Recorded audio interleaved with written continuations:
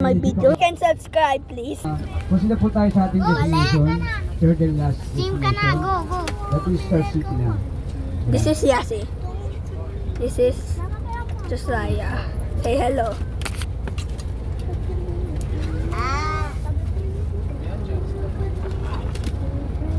She's my friend. He's my friend. Sana Ferris wheel yung una. Tapos bigla tayo nag-swing eh. Baka umulog lang yung Ferris wheel. Mahulog yung Ferris wheel. Apakadami ng tao sumakay. Ha? May mga iba nga eh, bumabagsak yung bilog na Ferris wheel. Ito, Ferris wheel. Gumugulong. Alam, ganun nga yun. Pati hampas ng mga tao yan. Pati sasabog yan. Di ba? Ang Tama. sabog. Yung babae doon. Babae doon. Joke lang. Ha? Umiti pa siya. Joke lang. So sa Star City po, parents, once na nag-umpisa na po tayo pumasok doon at mag-range kayo, Ito.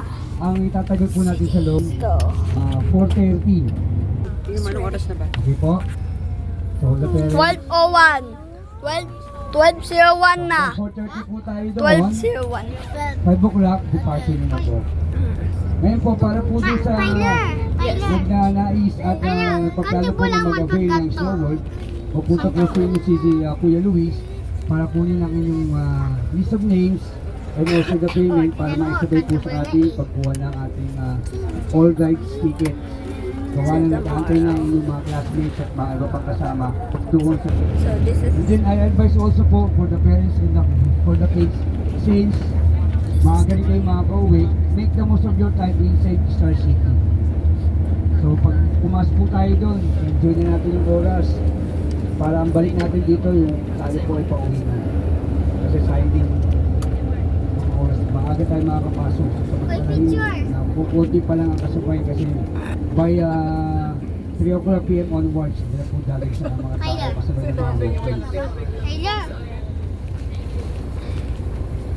And then, upon parking po parents of bus 11, make sure to be familiar sa ating parking area para po pag lumabas na kayo, to go back sa bus, madali nyo siya malalating. like and subscribe, please.